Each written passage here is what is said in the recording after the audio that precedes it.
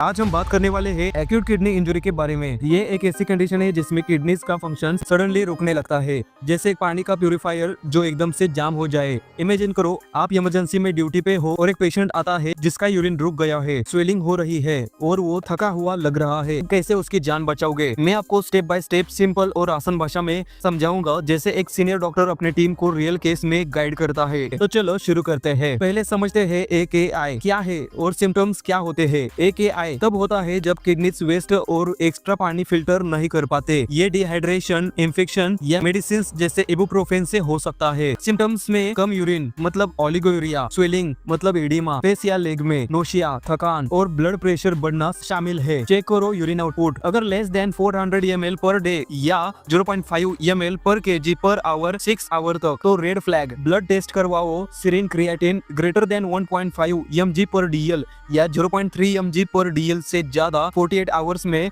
Blood urea nitrogen बढ़ा हुआ, electrolyte जैसे potassium greater then 5.5 MEQ per L पर लीटर। अल्ट्रासाउंड अब्डोमेन करो, ऑब्स्ट्रक्शन जैसे स्टोन्स या इनलार्ज्ड प्रोस्टेट देखने के लिए, जैसे एक मैकेनिक इंजन चेक करता है ब्रेकडाउन के बाद। अब ट्रीटमेंट शुरू करो। सबसे पहले पेशेंट को स्टेबलाइज करो, IV लाइन लगाओ 80 नंबर कैनुला से और स्टार्ट करो Ringer's lactate 500 ml over 1 hour, फिर 100 to 200 ml per hour maintain करो ताकि डिहाइड्रेशन फिक्स हो। अगर BP लो है लेस देन 90/60 mmHg तो पुश करो normal saline ENS 1 litre fast. Oxygen दो नजल कैनुला से 2 to 4 लीटर्स पर मिनट। SpO2 94% तक लाने के लिए, जैसे एक सूखी जमीन को पानी पिलाना। अगर पोटेशियम ज्यादा है मतलब greater than 5.5 MEQ per L और ECG में पीक्ड T वेव्स या अरेथमियास दिखे तो इमरजेंसी है। इंजेक्शन कैल्शियम ग्लूकोनेट 10 ml मतलब 10% IV स्लो 2 to 5 मिनट्स में दो, ये हार्ट को प्रोटेक्ट करता है। फिर इंजेक्शन सोडियम बाइकार्बोनेट 50 ml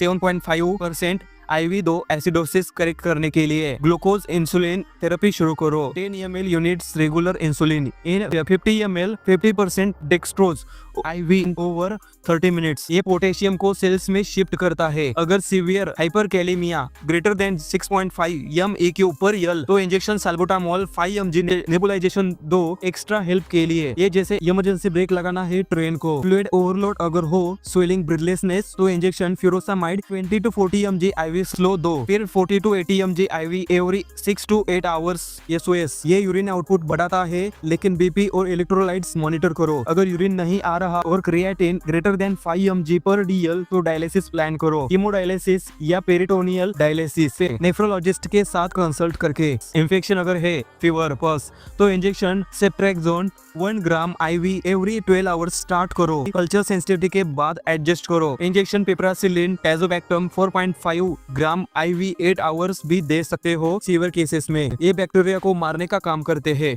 जैसे दुश्मन को बैटलफील्ड से भगाना। एसिडोसिस अगर सीवियर है, pH लेस देन 7.2 तो injection sodium bicarbonate 50 to 100 ml 7.5 IV drip में दो, लेकिन ओवरफ्लो मत करो क्योंकि ये अल्कोलोसिस दे सकता है। ब्लड गैस एनालिसिस मतलब ABG चेक करो हर 4 to 6 आवर्स। न्यूट्रिशन का ध्यान रखो, प्रोटीन रेस्ट्रिक्ट करो 0.6 0.2 0.8 ग्राम per kg per day, sodium less than 2 gram per day, potassium less than 2 gram per day. Oral fluids limit करो 500 ml प्लस यूरिन आउटपुट तक, जैसे kidneys को rest देना, ओवरलोड मत करो। मॉनिटरिंग जरूरी है, आउटपुट हर आवर चेक करो, वेट डेली मेजर करो। स्वेलिंग ट्रैक करने के लिए BP पल्स SpO2 हर 4 घंटे में, सीरम क्रिएटिन BUN इलेक्ट्रोलाइट्स हर 12 to 24 आवर्स देखो। अगर urine output 0.5 ml per kg per hour से कम है और 12 आवर्स तक, या potassium greater than 6.0 MEQ per L जल्दी एक्शन लो। कॉम्प्लिकेशंस देखो, अगर पेशेंट कंफ्यूज्ड हो, इंसेफेलोपैथी या सीजर्स आए तो इंजेक्शन लेविटेरासेटम 500 mg